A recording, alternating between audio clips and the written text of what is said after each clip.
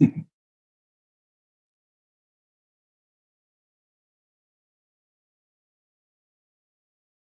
right, so sure enough, I'm right here. I'm live on YouTube with my buddy Andy Hefty. Andy, thanks for joining me here on Marshall in the Middle Heroes I Know, sponsored by formerforce.com. It's Joe and I, right? We just, we had a couple buddies that get illnesses and can't remember things, and we're like, why are we not telling these stories? Why are we not sharing our memories? Because boy, if I had my grandfather's, stories and stuff, I would just love them.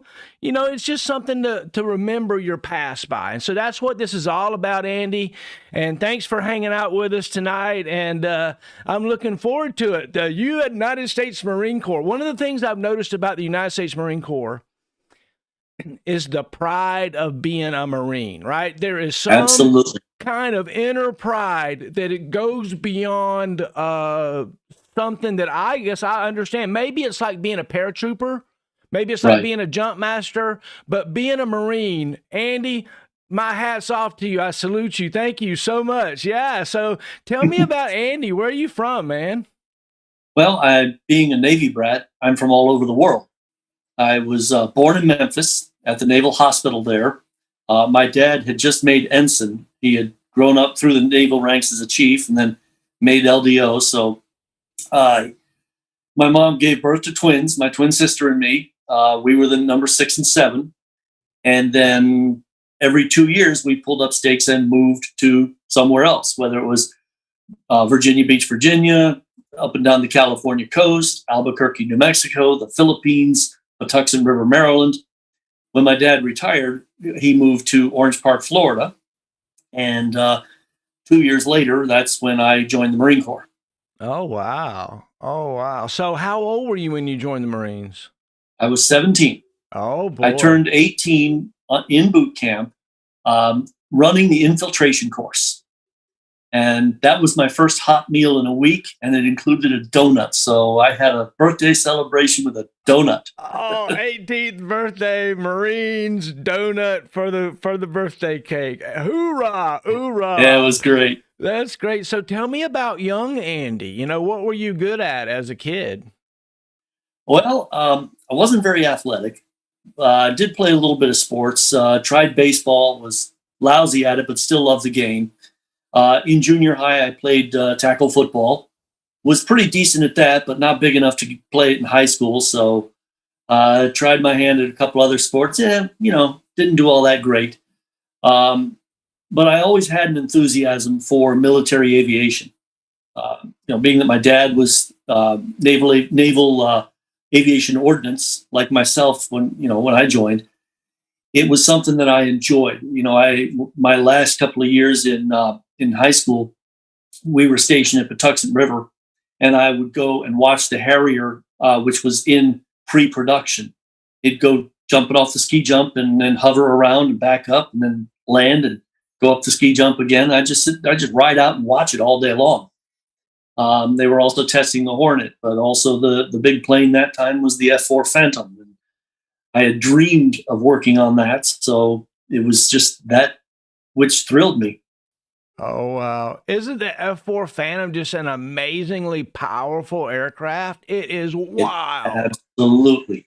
It took its first flight in 1958. Okay. Oh, cool. It was delivered to the Navy in 1961. The Phantom, in my opinion, was the aircraft that absolutely described sheer, pure, raw, unadulterated American power. Yeah. There is no other aircraft that showed so much power in just its own presence, whether it was on the ground, sitting idle, or taking off, dropping bombs, whatever the case may be. It was just absolutely the best aircraft. And I got to fulfill that dream for 8 years working on it like my father before me. Oh, that's great. Well, congratulations for being able to live your dream, right? That's awesome. Look, the F4 Phantom. So I was an air defense guy. So I studied Right. aircraft, right? We had to recognize them to know what to shoot down and what not to shoot down and all that kind of good stuff. So Correct. so plus I grew up around Fort Rucker, Alabama, which is the home of Army aviation. So there's helicopters flying everywhere. So I was always attuned to the sky, and the F4 Phantom was always my favorite jet because it overmatched its competition like Right. crazy. It was like somebody engineering at that time in the 50s or 60s, whenever it was engineered, it was like, oh, yeah, okay, we'll build a jet now that we know how to do it. And it's like they built just raw straight up power, just straight up power, and a great platform. And it's still being flown today by some countries in military service. Right. And of course, the Navy still uses it for drones out in Fallon, Nevada. So you can still see it once in a while. And from what I understand, there are still a few that are privately owned, which I would love to do if I had the money. I just couldn't fly it. But I know a few pilots who could. Oh yeah, how about that? How about that? That'd be cool. That'd be cool. So as a kid, you thought of aviation. That was something that was important to you. And did you like get a guarantee to do that when you went in the Navy? Well, when I went into the Marine Corps, yes, Oh, I I'm sorry, I Marine did Corps. sign up. I did sign up for aviation. And at first, I didn't do well in aviation electronics, so they moved me over to aviation ordnance, and that's where I really found my niche Okay. and Okay. and loved it. Oh, cool, cool. So that's literally taking care of the undercarriage and the munitions and loading and unloading and all Right, of the maintenance required that goes with all of that stuff. And you have to know about each one of the weapons that you put on the wing and the what do you call them? What do you call those things on the the wings? Yeah, the pylons. pylons. Yeah, that's Right, cool. That's cool. yeah, yeah. Had to know all of that. Also had to know launch procedures, recovery procedures, and the ordnance people always had a good relationship with the flight line people. So we were also out there being assistant plane captains, taxiing them in and out and giving all the various signals and everything else. So it was quite a partnership. It was always fun to do. Oh, that's great. That's great. So what year was this when you joined the Marine Corps? I joined in 1982 and got out 8 years later, about a couple months before Saddam invaded Kuwait. Oh Didn't wow. know what was going to happen at that time. Oh wow. So you did almost your whole time as a ordnance guy. Where were you stationed at? My first duty station after all my training was at Kaneohe Bay, Hawaii.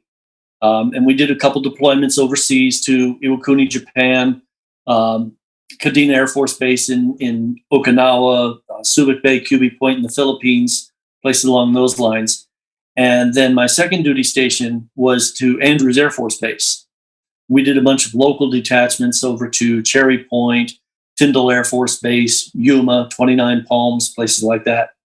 Oh wow. So every time the aircraft would deploy somewhere, the ground crew, you guys would have to deploy out there with it, right? Correct. Yeah, we'd usually hop aboard a C-130 or sometimes a C-141 Starlifter, or every once in a while we get the luxurious KC-10 extender, but generally speaking, it was aboard a Herky. Oh my gosh, right?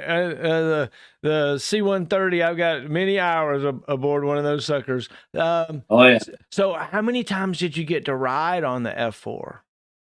never, No? Oh never. man. I know. At one point there was an incentive program for somebody whoever made Marine of the Quarter, Right? and when I finally did make Marine of the Quarter, they had disbanded that. Uh, you see, there was a story, it's a true story, of a young Marine who was a mechanic, but in his free time, he was a glider pilot. And he got the bends too many times, even when he applied for the Naval Aviation Program, they rejected him. And so he took an A4 Skyhawk out for a joyride. And from that point on, they said, no more enlisted people in the cockpit. Oh wow, dang it. So I missed out on that. Dang it, dang it, dang it, dang it. Oh man. Oh man. So what was it like, working on such a cool, machine? What was your favorite part to work on? And also, please tell me what you hated. What happened? You did like if on a tanker, you hated braking track, right? What did you hate Right. on the aircraft? Well, the Phantom was a greased pig when it came to just, it was just a mess there, because it had all the various oils and greases and hydraulic fluid. And um, it did a lot of leaking. So if you're sitting there underneath and you're changing out the centerline bomb rack, by the time you're done, you're just covered in grease, Oh and no. you're grimy and you're filthy and you're sweaty and you're smelly. And although there was one advantage to it, after I had changed out one of those bomb racks, I went back into maintenance control to sign all the paperwork, and in walks the sergeant major, and he's in his full Charlie uniform. And I reached out a hand. I said, "Hey, Sergeant Major, how are you?" "Oh, back away from me, Hefty." Oh, I So bet. he avoided me the rest of the day. Um, but I would say I think my favorite part was loading the fighter side of it instead of the bombs, putting the Sidewinder missile on board it and launching it out to go wait to shoot somebody down. Oh That to me wow. was just the finest thing. And of course, we'd have missile launching exercises. And once in a while, they would say, "Okay, go ahead and blow the drone out of the sky." So our pilots would get to pull the trigger. And there was always a fight when the plane came back to take the umbilical that connected the missile to the airplane. A lot of times the officers would get them. I never got to collect one because somebody would always get there first. But there was always that fight. Um, there was a time we sent out all of our planes to go support the Korean Team Spirit exercise. You're familiar with that. Yeah, yeah. And our aircraft were sent out to patrol the skies. And so they had about 100 intercepts in several days' time of all the different Russian Badger and Bear bombers. Never shot one down, obviously. Otherwise, you'd have heard about it in the news. But we had it out there. We had them ready. They were Oh locked and wow. loaded. Oh wow. What was your funnest deployment or funnest time? Did you have a exciting one? Well, they were all exciting. I would say that I think that the best time that we had was out in the Philippines, where we were launching an operation. It was called Coke Thunder, and basically it was a joint operation, Navy, Marine Corps, Air Force, where they're going out and they're patrolling the waters, having dogfights, doing bombing runs, and basically we're just out there with our bombs and our missiles, and we're just launching them out left, right, and center. Our commanding officer at the time, Lieutenant Colonel J.J. Barta, he had a major initiative that he wanted to make sure that every aircraft on a Friday afternoon could launch out and come back, and everything would be up and running for the next week. And if all 12 airplanes came back up and ready without having to do any repairs, we would sometimes get a 3-day weekend. So all of that work, all of that, I mean, we worked hard, and we worked hard, played hard, as you, I'm sure, are well aware. But just all that would pay off at the end of a deployment. And then the CO would have a muster. We'd all get together and he'd say, "Okay, you guys did great. I'm going to promote you. I'm going to promote you. I'm going to give you this medal." He was handing out awards left, right, and center because he wanted to award his troops. And then when it was all said and done, he said, "Okay, the officers, if you turn around, you'll see they brought the beer. Have at it, 3-day weekend." That was it. Amen. And, Amen, right? yeah, I got to see my old CO a couple months ago. He owns a restaurant in St. Simon's Island called Barbara Jean's. His wife is Barbara Jean, Yeah. and so I went out there and we reminisced and shared a few memories and had some lunch and had a great time. Oh, that's great. It's great to catch up with your old buddies from the service, right? Absolutely. Did uh That's, did did you have a time when you found yourself in danger or helping someone maybe that was injured or a really stressful time? well, working on aircraft, whether it's peace or war, is dangerous. So we were always in constant danger, and every once in a while somebody would get hurt. I know I myself one time had a heat stroke that sent me to the hospital for overnight. Recovered the next day and was back to work, but it was just one of those things where you got to be careful. Um, had one guy get a finger crushed as we were loading a bomb because he was trying to steady the bomb, and as the SATS loader was lifting it up, he had his finger between the bomb and the airplane, and the bomb won. But the funny thing was, it was the middle finger of his right hand. So we said, "Okay, Johnny, you can't do anything, so you're going to be the crew chief, doing all the signals of everything to the aircraft."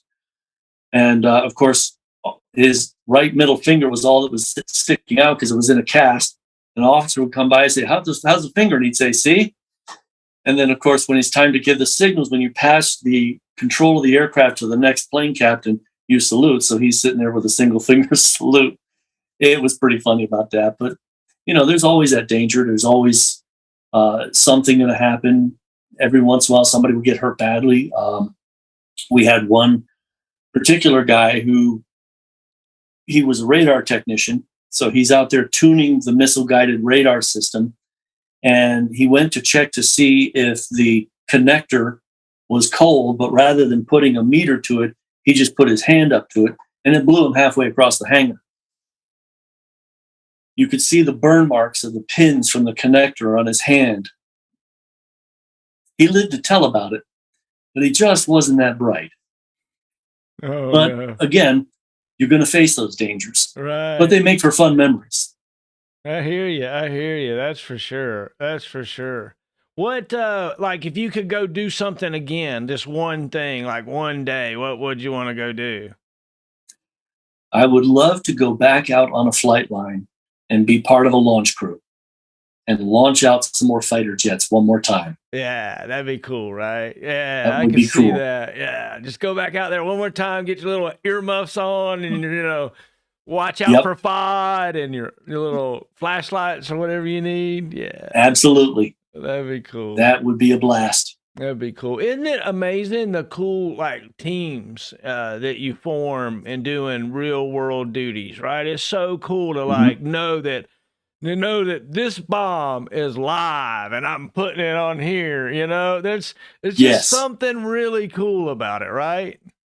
there is. What really brought it home for me one time, we're stationed in Hawaii, and we had a minor deployment out to the Big Island of Hawaii at the airport. There was a small Army National Guard facility off to the side. And so we parked our jets there. Now, this was a 13,000-foot runway, so the Phantom comes in on final approach. It's nice and quiet, pulls out the drag chute, slowly saunters away. Well, the next morning, we load them up with Mark 82 bombs, and they got to do full afterburner. Well, the wind changed direction, so they had to come from the other end of the runway, not where the airport was, but where the houses were. Oh, wow. And apparently, before our planes were even off the ground, the Army National Guard general's phone was ringing off the hook. And he said, sorry, you're going to get that for 3 more days. Goodbye. Oh, wow. But the last day, the one of the crew chiefs from the Huey squadron that was there for the National Guards came over to our flight line. We're just finishing up loading the last of the bombs. And he said, hey, we need some flight time. Would you guys like to fly out to the bomb range to watch your bombs get dropped? Yes. So we boarded the Huey and, kept the doors open. So we're flying along and getting all that breeze and, of course, the beautiful Hawaiian scenery. And we get into the middle of the bombing range, which is, nothing but a desert. It would have looked like 29 Palms if you didn't know you were in Hawaii. So we're sitting at the forward operating base, and you got people talking to the aircraft coming in, and they're simulating instead of this yellow drum, it's a school bus filled with terrorists or whatever. And you got to strafe it. And next thing you know, here comes our jets screaming as fast as they can, full afterburner, drop their load. And next thing you know, oh, wow. It was a sight to behold. It was nice to see the fruits of our labor, to see the bombs that we put up on these aircraft actually do some damage. it was a memory that I just won't forget. That's And then afterwards, again, they needed flight time, so they took us on what other people would pay thousands upon thousands of dollars for, a little helicopter tour of the Big Island. And that was majestic, Oh, I bet, downright right? majestic. Yeah, you've heard the song where it says Purple Mountains Majesty? Yeah, that was great. Oh, that's awesome. That's awesome. Tell me about your family and what happened when you left to join the military. You know, you talked about uh, running off there real quickly. Was everybody excited for you to leave? Was there, you know, did nobody miss you at all, or tell me about that. Well, as you know, my dad was Navy. He was widowed shortly after he retired and then remarried. And my stepmom, her first husband was Army for a few years. Um, my older brothers, all three of them, were already in the military. One was Army and two were Navy. And one of my sisters had moved out. She had married a corrections officer. And another of my sisters was also married, and she married a sailor. So it was just my twin sister and I by the time I left home. Well, she was also on delayed entry for the Marine Corps at the time. So if there was any excitement, it was the excitement that the nest would be empty. Oh yeah, I bet. Now my twin sister went to boot camp the day after I graduated. So one day she's sitting in the reviewing stand because my dad was a guest of honor, and she's yucking it up with the general's daughter. And the next day she's getting drill instructors yelling at her. So from way up high to way down low. So it was kind of funny on that one. Oh wow. But at one point, with all of the children in some form of service, I checked in with my dad one day, and every one of his children was on a different continent. Oh wow. It was really a spectacular thing when you think about it, since we had a brother in Japan. Or I'm sorry, I was in Japan. I had a brother whose submarine was in South America. I had a brother. My brother in the Army was in Germany. My twin sister was in the United States. And it's just, again, everybody was all in some place different, and it was interesting to know.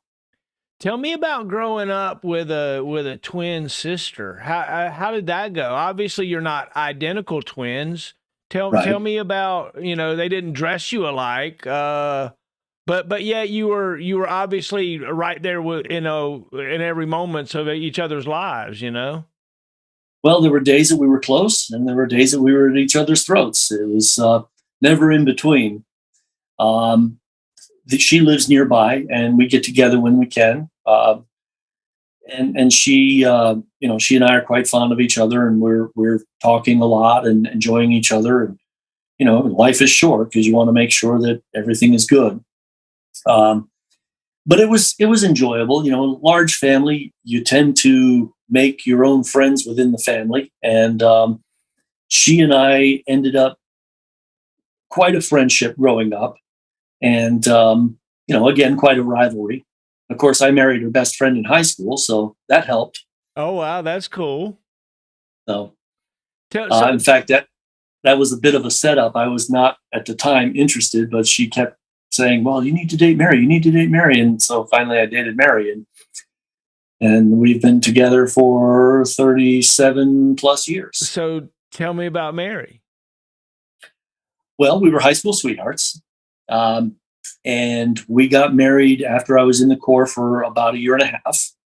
And she is the most amazing woman that you will ever meet. Right. She has always had a giving, caring heart. We have 12 children. Yes, you heard that right. We have 12 children. Wow. She gave birth to 9 of them, and we've adopted 3. Wow. So 5 of our total children are special needs. And so she's been doing everything she can to care for them. They are her priority.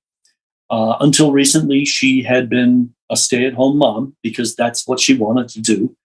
She recently rejoined the workforce, and in her typical fashion, She's caring for others. She does senior home care for people. And she's also in school to get her licensed practical nursing degree. And so she's just an amazing woman, and I'm really proud of her. That is amazing. That's so awesome. 12 kids, special needs. Wow. How did you continue to earn a living after you got out of the Air Force? What we kind of skipped over a little bit. What happened that you got out? Why didn't you stay? Well, I was promised a particular job when I was getting ready to get out, and then that promise never came to be. But by the time I realized that I should have stayed in the Marine Corps, it was kind of too late. The Gulf War was over and they were drawing down, so I realized I had to make my way in corporate America. So I've been working in corporate America since 1990. I'm making good money. I mean, no, I'm not going to be a millionaire unless somebody buys my books. But I'm doing well and feeding the family and maintaining for ourselves. But it's just one of those where I had to adapt. Amen. Amen. So you brought it up. Tell me about your book, right? I wanna, can you, tell me about it a little bit? I have 5 books already. Oh, really? Tell me about them. Okay. Well, this is the first one. It's called Dear Mom, Don't Worry, a collection of poems between a mother and her Marine Corps recruit. And what I did, I never fancied myself a poet until recently. I've been writing for decades, whether it's technical manuals, political columns, sports commentary, all that sort of thing. But one day, about 4 years ago, I started tapping out a couple of poems to encourage a Facebook group of mothers of Marine Corps recruits. And so the first one I wrote was actually the last poem in the book about, the graduation day. And then the next day I wrote a poem about the recruits side of thing, just going into boot camp. And my wife and the moderator of the group said, you need to write more. In fact, you need to write it about every day and then put it in a book. So I said, okay, I'll do that. And yes, I've even got a poem in here about the gas chamber. Oh, I love it. I love it. But this is basically a book to encourage mothers and let them understand the mindset of what is going on, and just also to let them understand, because it's poems from the mother's mindset and from the recruit's mindset, so that they can understand each other in how it is. And of course, a lot of my veteran buddies, they purchase it so that they can get a trip down memory lane. Oh, I love it. That's great. Now, my second book is a very small one. It's also poetry.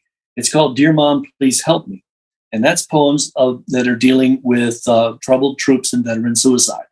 Oh, wow. Now, it didn't take me long to write this. Again, it's very small, but it took me to a dark place. Now, I've never had any issues with veteran suicide. I consider myself extremely blessed for that. But I do know that a lot of people have dealt with that. So I tried to put myself in that mindset.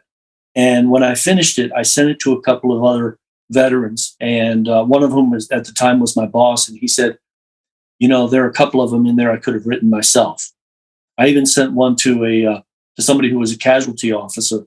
And he said he could identify with every single poem in this book. So it definitely hits home. And what I try to encourage people to do is, if you know somebody or you think you might know of somebody that may be struggling, buy this book for yourself so that you can understand the hard struggles that they're going through. Now, being that I have special needs kids, I also decided to write a book about special needs. One of my sons, well, 2 of them are autistic, and one of them is very high functioning. And he will say things that can be interpreted in a double entendre. And so the first half of the book are what we call Danielisms. This book is called Dear Mom, Please Listen. And that's poems about autism, Down syndrome, and other disabilities.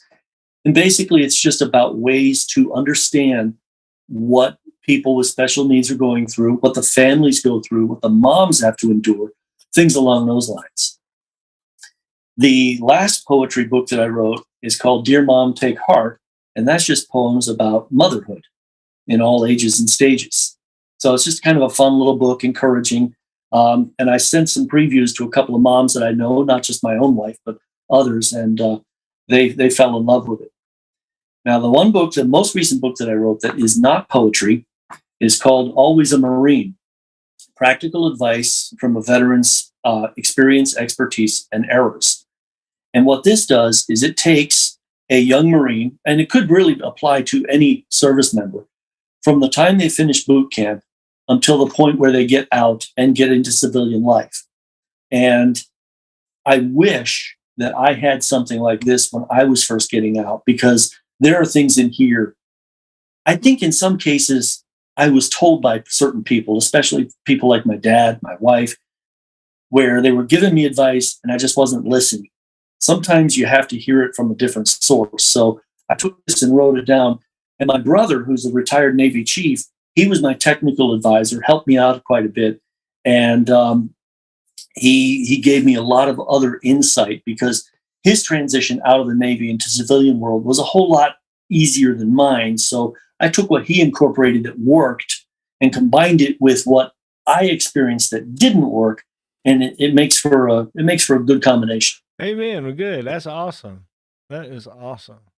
Thanks for sharing about your books. I love creative people. I absolutely love creative people. So being when you're creative and you share it with the world, you become vulnerable, right? Yes. You let yourself be vulnerable. So I applaud you and I thank you for sharing. And I will definitely find your books and how to purchase your books, and I will definitely pick out one and get it for sure, and add it to my collection. I love it that you talk about writing. I've been writing a lot. I've been writing a lot of what I call essays, and it's just a form that I can just write. I can just call it whatever I want. So I decided I call it essay, and some of them are like 100 words, and some of them are 10 words, and some of them are 10,000 words. But it's a lot of fun. I enjoy that. I enjoy the expression and poetry and writing songs and things like that. So thanks for sharing. Many people keep it locked up in their minds and they don't share. So thanks, Andy Hefty, for sharing. Yeah. Tell me about, what kind of dreams did you have as a kid? Obviously you're writing now and have some words in your head. How did that, come out? Well, I've always been writing, sometimes because it was my job, other times just because I feel creative and I'll just decide to start writing. About 15, 20 years ago, I decided to start writing what was called a community column for the Florida Times-Union, Jacksonville.com. And they had this community journal going on where people could submit their own columns, be it for whatever you wanted to do. So I started writing a column series called Don't Get Me Started. And it was mainly political, but a lot of it was not so much offensive political stuff like what you see today. It was just, this is how I feel, and here's why. I'd get some opponents. I'd get other people who would say, I disagree with you, but I understand where you're coming from. Things along those lines. It eventually turned into a column that was written for a local newspaper that's now defunct. And at one point, I was even picked up by a syndication and enjoyed that quite a bit. That fell away, just life gets in the way, you know how that happens.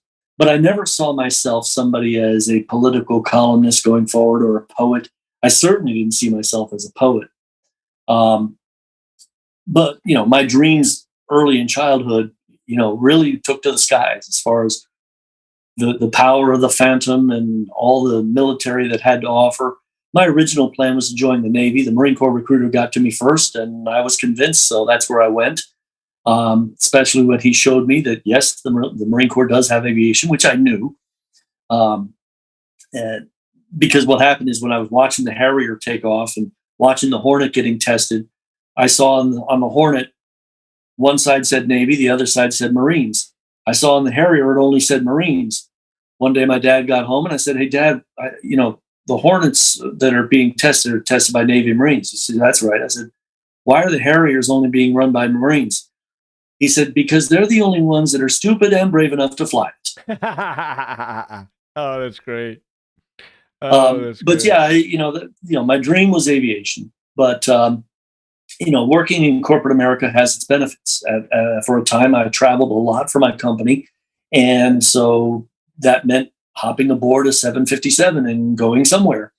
And I would always run into commercial pilots who were also in the military at one point. In fact, I even ran into a few pilots that I had worked with in the Marine Corps. So that was always neat when I'd run into one of them and we'd share stories and talk old times and catch up. It was a lot of fun to do that. Um, but again, working in corporate America also has the benefits of not having to wear a uniform. Instead, you can, in a business casual environment, you can put on the jeans and the tennis shoes instead of wearing the old steel-toed boots and the camouflage. So there were advantages, there were drawbacks. In the civilian world, especially in corporate America, you've got to be a lot more gentle with your words. You can't throw the knife hand at somebody and say, "Listen here, you scumbag." You have to say, "Perhaps we ought to take that in a different direction, Karen." And that transition was tough for me at first Right. because you're sitting there thinking, okay, this is how I want to see it done, but everybody else opposes it. And oh, by the way, if you say it the wrong way, they're going to take instant offense, even though what you think is not offensive. So what I had to learn, and sometimes still have to learn, is that other people do not think like I do, and I have to be mindful of that. Amen. Amen. Amen.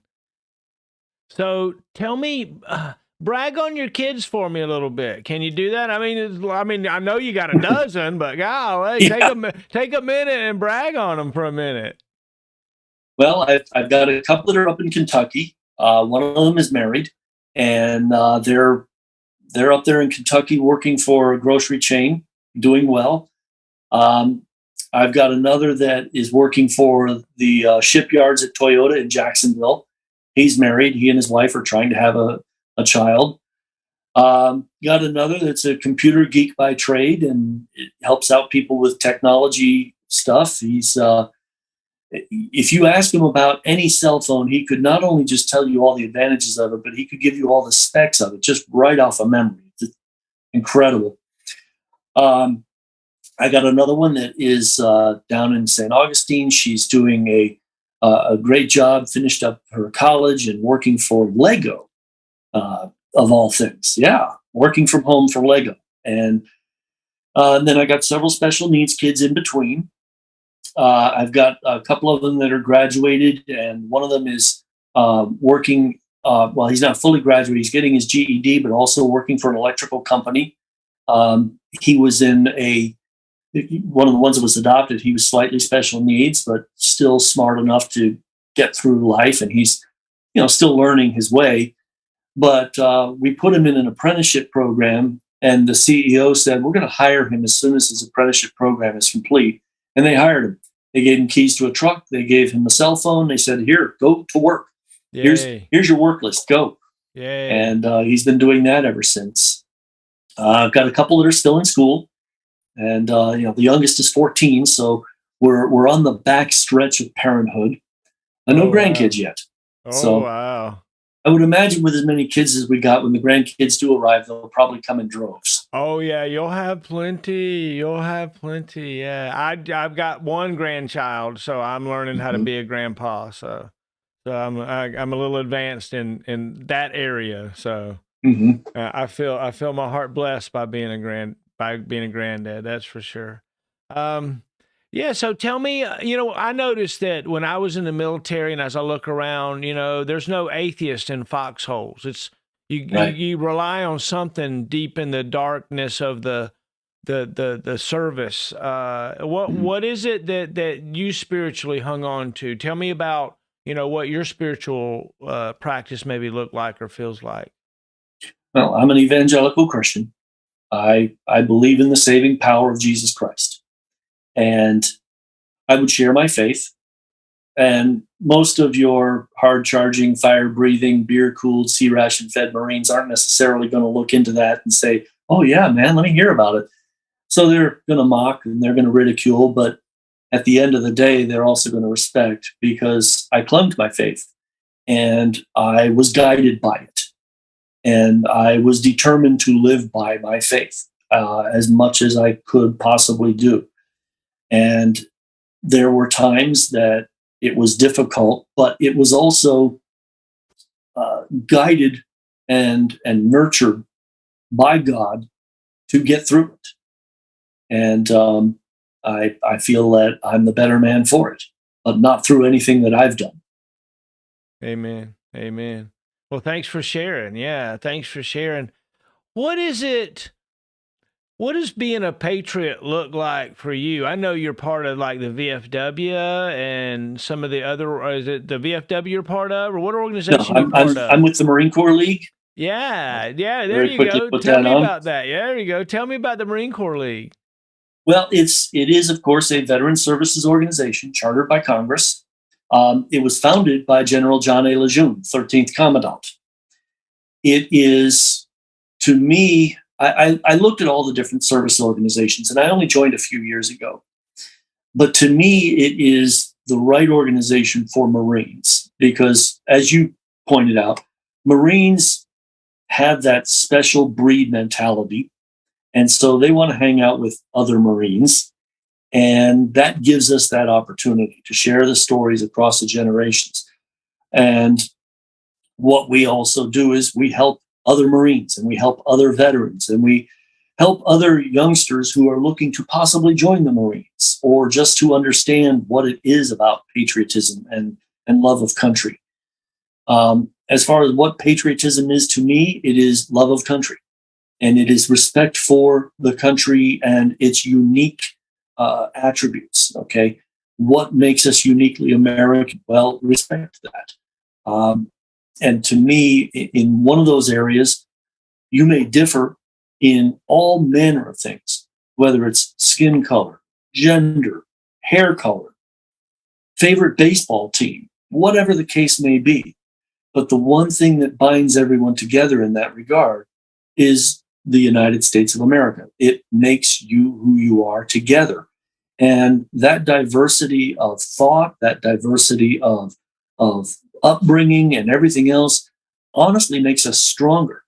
When you think about that, the sharpest steel is not made from just iron. It's made from a composite of other materials and then forged together so that it's no longer part iron and part carbon and part everything else. It's all one steel. And that forging and that sharpening is a major component, and that makes America great. I totally agree. Thanks for sharing that. Thanks for sharing that. I appreciate that very much.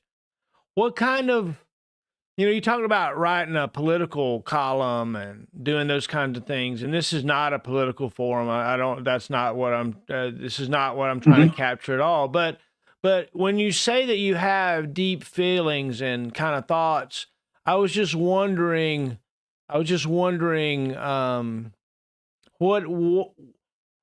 would you say and how would you respond to something like, would you rather be an American or would you rather be a human? How do we deal with being Americans when we watch other people around us and the threats and the different, all kinds of things? Like I just watched the Missile Defense Alliance. I'm an air defense guy. And so we just shot down a missile in the United Arab Emirates with a new system that's never been used before. And I was just watching all that. And it just makes me think, we have partners and alliances and things, and it's important to be an American, and it's important to also be a human. I was just wondering where you thought, where you were in all of that. Well, my point there is, why can't you be both?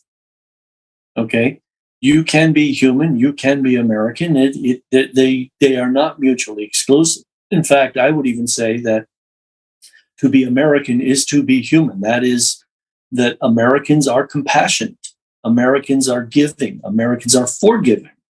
Okay? If we were not forgiving, we would not be so kind to people in Japan and Germany. If we were not forgiving, we would not be so kind to those who wronged us in the past. But we should be a forgiving nation that says, okay, you know what? What's past is past. I can't change that. But what I can change is my mentality toward you. And I think that a lot of times that the military does that just by default, because you take people from all over the country, put them together, and when you think about it, what's the first thing they do? They strip you down, literally, and put you in something that's everybody's the same. Your shaved head, you're wearing clothes that are brand new, but they're not yours. And suddenly you're all having to survive together. And that makes everybody understand that there is no difference one to the other. But what does, again, make you unique in that regard is you are an American service member, not just a human, but you can be both. Amen. Amen. I really appreciate you spending some time with me, Andy. Is there maybe a story that I haven't asked about that you like to tell that you haven't told yet? Oh, I could probably sit here all day and tell all kind of stories. Well, let's see. We had a particular commanding officer that had a lot of humor that we put upon him, but he took the jokes pretty well if it came from a particular person. And his name was Bob Miley, the one who was the jokester. He was a jet mechanic. In fact, he was considered by the Marine Corps aviation community to be the best F-4 jet mechanic ever. He could listen to a plane coming in on final approach, not only tell you which one it was, but what was wrong with it, if there was something wrong. That's how good he was. Well, our CO we're in Japan, we're deployed, and he decides he's going to play some tricks on the commanding officer, who always parked his little, what we called his fighter bomber, little tiny Japanese car at a certain spot by the hangar. Well, one day he put a couple chocks in it so that he couldn't move without pulling the chocks out. And then he put the chocks on the inside so that he couldn't see them. And then the final day, he tied it down with chains. Could not move. There were no chocks, and the CO finally looked deep under the car and saw chains and lost his mind. And there were all manner of jokes that we played on our commanding officer, but they were all in good humor, except for the last one. This particular commanding officer was rather short in stature. And so Bob Miley raised the seat, the electronic seats that raise up and down in the fighter, raised it all the way up. And somehow he found a couple of Chicago phone books in Japan and stacked them up on top of the seat. And so the CO was like, get these things out of here. Turn this plane on so I can lower the seat. A couple days later, I walk into my shop and there's the CO. He's talking to our warrant officer. And he looks at me. My call sign was Bags, last name Hefty. He says, what you up to, Hefty Bags? I said, about 5'7", sir. Dead silence. Oh, wow. Bad move. Oh, man. But I didn't face any backlash for it. Well, good. Well, as we get ready to get out of here, what I'd love you to do, if you don't mind, is I'll call us to attention, and if you don't mind, give us a good salute and sign out for me. That sound good? Oh, by the way, one last thing, if for those who are interested in my books, just go to dearmomdon'tworry.com. dearmomdon'tworry.com. I'll put that in the notes there below. I love it. Yes. Thank you so much. All right. dearmomdon'tworry.com. That's right, right? That's right. I love it. Look at this, man. You look great. That's what all right, group, attention. Signing off. Thanks, Andy. I sure do appreciate it, man. Thank you. I love it, buddy. All right. We'll see you next time, man. Talk to you then. Bye, everybody.